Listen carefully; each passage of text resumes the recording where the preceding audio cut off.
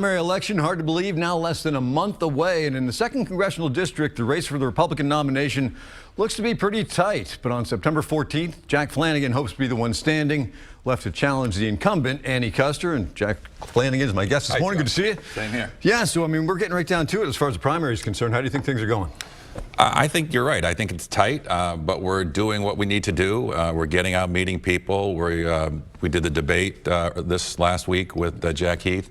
I'm pretty pleased about what it is. The numbers look good. You talk a lot about your experience in Concord. Yes. How do you apply that to Washington, D.C., which we see is, you know, obviously fraught with problems when it comes to getting things done, and there's national issues as well. Absolutely. Well, I think the nice thing about my background is that with almost the same amount of people, with 400 versus 435, I got things done in Concord.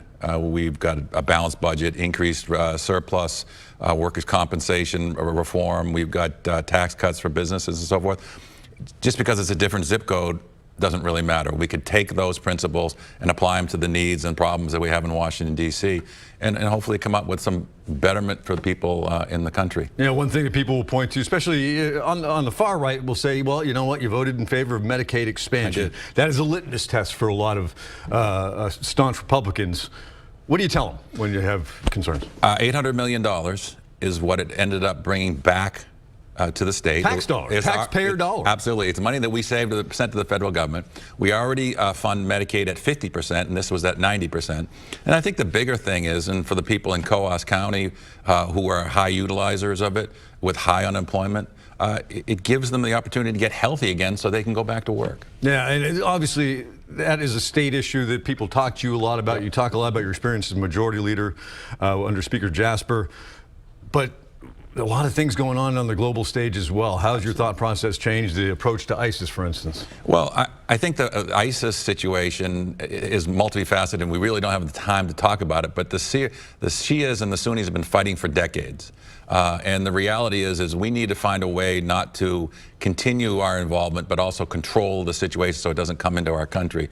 So there's a lot of facets. Social media is an issue.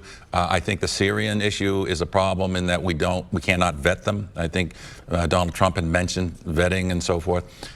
It's a multi-pronged approach that we need to take, and I think what we're doing now is completely wrong. Yeah, at one point Donald Trump also said, I will point out that you and Jim Lawrence have said you'll support Donald Trump, but at one point said, you know, we're going to do a Muslim ban, ban a religion until we can get this. It's kind of backed off that a little bit now, but how insulated do you believe this race is and other races are from what we're seeing at the top of the ticket? You know, my approach is I'm going to vote for him because he's the only one that will support my positions. In other words, I have certain things that I want to get done, balanced budget amendment, maybe a line item veto, figure out a way to reduce the size of government. Hillary Clinton would not be supportive of that position. So by default, I'm supporting Donald Trump. It's that simple. Literally that simple. I mean, he can have his own positions on the executive branch, but I am in the legislative branch, or trying to get a position in the legislative branch. And, you know, and to be honest, we need a change. I mean, Annie Kuster has been totally ineffective in the 4 years. I know she's got one bill that she passed, which is the renaming of the FAA Center. So we need to do things. We need to get the country moving again. And I believe the positions that I hold would help move forward, and I need Donald Trump in the White House. Yeah, you just touched on it a little bit, but I want you to expand if you could. So let's say you win the primary, it's you against Annie Kuster. How do you make the case that she needs to be fired? Just the fact that she's not doing the job. You know, she's a very nice woman. However, she's been ineffective in Washington, D.C. Whereas you look at my record as a majority leader, the list goes on and on. We changed the number of tests for Common Core for our kids to be taking in school from 7 to 3. And President Obama came out a month and a half later saying that the rest of the country can follow suit. I mean, I'm very proud of that. I actually got a bill passed with former Senator Galis, Ride the Wilds, it's the OHRVs up in the North Country. It has been a boom to the economy up there. It's literally made Coos County now a 4-season location. So, I mean, if we do the right things and basically send the right people to Washington, we can fix the problems that are there. We got a couple of minutes left. I want to ask you, I mean, you've been in public service for a while, but not only the State House, you worked in the town of Brookline. Yep. Obviously, what we're seeing at the national stage is unlike anything that we've ever seen before.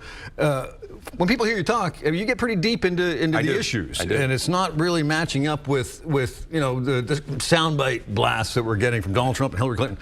Are you finding it harder to get people to listen, or are they hungry for it? I think they're hungry for it, but I think initially they are used to the sound bites. because a lot of politicians do that. But if you look at how I've conducted myself, I have literally gone into the trenches and say, this is how we fix things. This is how we fix things in Concord. We can do it in Washington, D.C. I talk about education and things like that, where we, instead of teaching to the lowest level, we teach to the highest level. That is best practices, nationwide, block granting money back to the schools so they can use that money to increase or improve their curriculum. There is a way to do it. It just needs common sense approach that we do in New Hampshire now. Top priority if you get down to Congress? Balanced budget amendment. We, in 10 years, the second largest expense in the budget would be interest.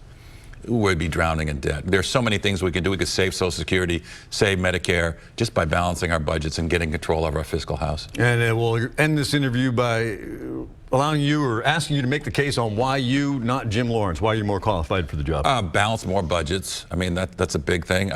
Was totally effective in Concord, been effective at the local level. This is really what I want to do, and I've shown myself to be successful in the past. And going forward, I hope people will give me the chance to show them. All right, well, best of luck to you moving forward. Time is flying, isn't it? Great to see you, Josh. Jack Flanagan, good seeing you.